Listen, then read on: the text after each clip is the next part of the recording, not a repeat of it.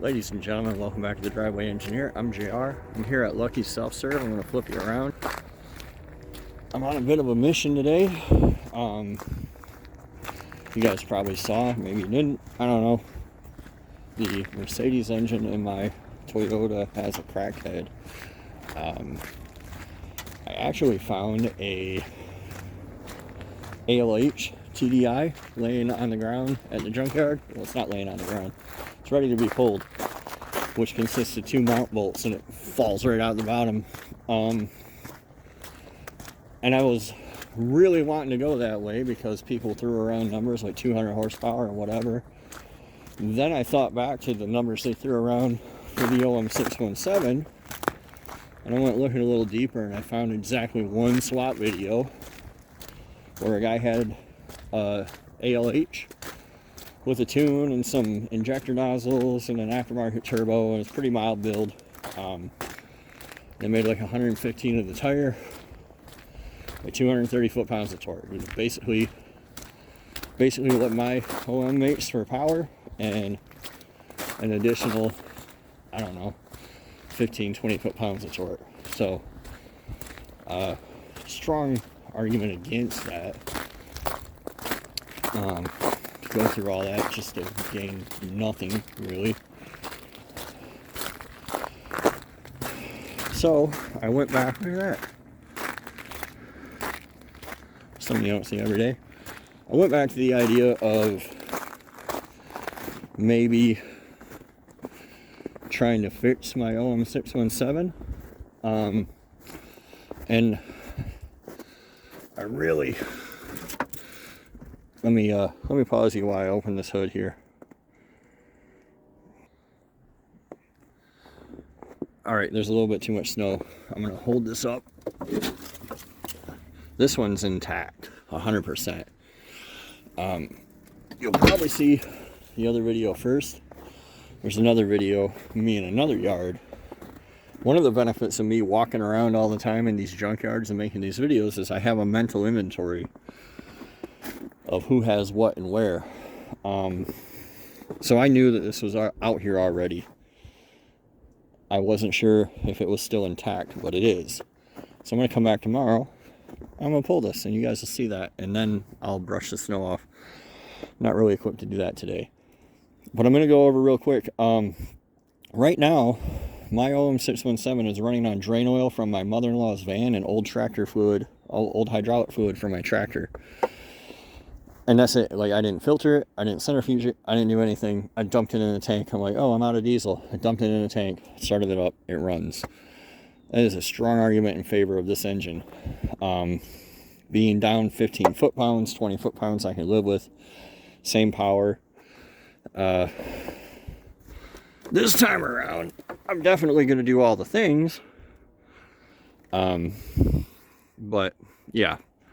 I'm going to come back tomorrow. I'll see you guys tomorrow. I'm actually going to take a real quick look and see if I can score some parts for Marv. But you guys will see me next tomorrow. Alright, so it is Black Friday. I'm off early in the morning. It's 8 o'clock. Headed to Lucky Self-Serve in Grand Rapids, Michigan. To Black Friday shop. I wanted to go. There's a push, pull, and drag at my favorite yard, the Mason U-Pull, but unfortunately they don't have anything I want. They don't have an OM617 head or a coil sprung Super Duty out there. So I'm going to go to Lucky Self-Serve instead. They do have a 50% off your entire purchase with a Toys for Tots donation, and Toys for Tots is a particular charity that I don't mind supporting. Some of these charities, you know, you give them $1 and 90 cents goes to their Gulfstream and 10 cents goes to the cause. Toys for Tots is pretty straightforward. You give them a toy and the toy goes to the child. So, you know, not bad. Anyway, I got my bag here, all my violence and unnecessary cutting ready to go. And there goes Weller's truck. I'll bring you guys back when we're out in the yard. All right, so just to recap, I think this is an 82 300, 83 300D. Mine was an SD, which basically means mine looks like a more modern Benz Tupac style, and this looks more like a Hitler style. I don't think that there was any difference in the engine. It's the same 5-cylinder turbo diesel. I've already started clearing this off a little bit. It's not covered by snow, fortunately. It looks like it's easier. There's more clearance to the rear in the car than there is in my truck. I shoved it further back than maybe I should have. That's the rearmost bolt that I'll have to get to. It's like a straight six, like a 300 or a 250 or 292 or whatever one you want to pick, except for American style, the stuff's on the other side. Typically American straight sixes will have stuff over there. But anyway, intake, exhaust manifold, they're together. Unless you have a Jimmy. So you pull like 5 17mm bolts and that comes off. This is the power steering pump. It has to come off. This is a cruise control thing. This is a fuel filter head, and I might actually take that if I can. But all this bracketry right here has to come off. I think that this is for a ride control deal, or that might be the oil line for the oil cooler. Somebody came in here, got the vacuum pump, the radiator, and the oil cooler, and the brake booster. But I don't think I have to mess with too much on this side. Somebody cut that injector line. That's a bummer. I was going to take these injector lines. They're nicer than mine. These are 17mm. I'm probably going to leave all the stuff on the valve cover and just pull the valve cover off and throw it away. I think it's 4 13mm bolts. I need this, actually. Mine falls off all the time. Anyway, I'm going to start removing stuff. I didn't bring my GoPro, so you'll just have to deal with a jerky, bring you back kind of deal. That's how we're going to do it today. Alright, so this is what we're here for. Pretty uneventful up to this point.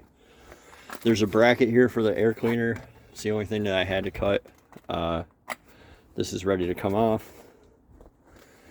Valve cover's off. Injector lines are off. There are like 20, I don't know, whatever.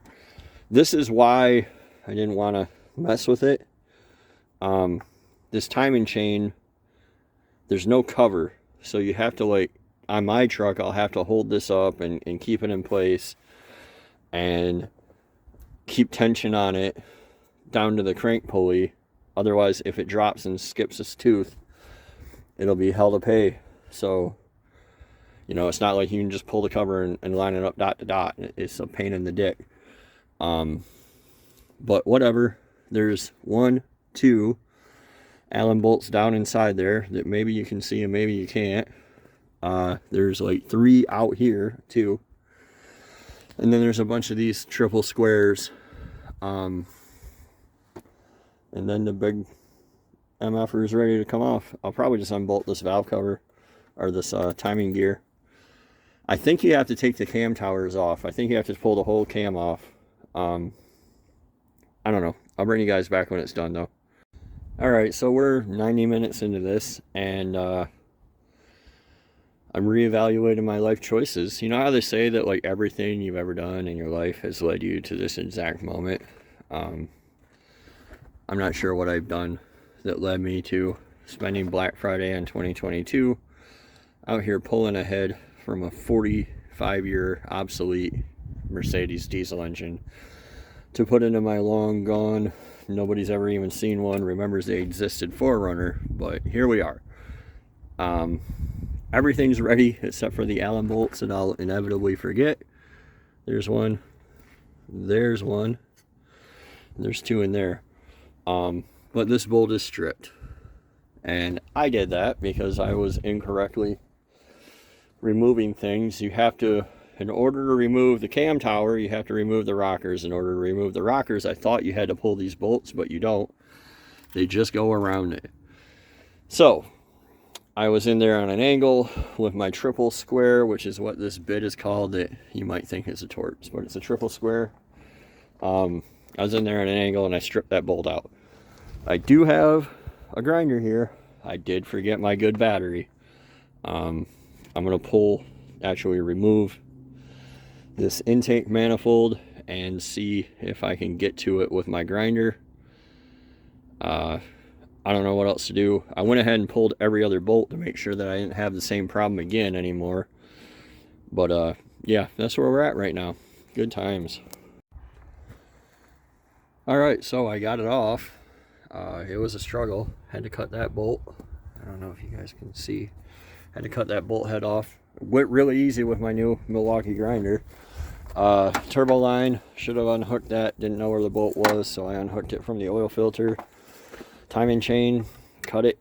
Like I said, this is why this is a pain. I took the tensioner out, but it didn't give me enough room. I had to pull the manifold, I had to get underneath, and there's a brace to the block I had to undo. This one has a block heater like mine. I'm going to take that block heater plug. And then I'm going to see how I feel about, I'd like to get at least the front springs out of that Super Duty. So I'll bring you guys back and let you know what I did.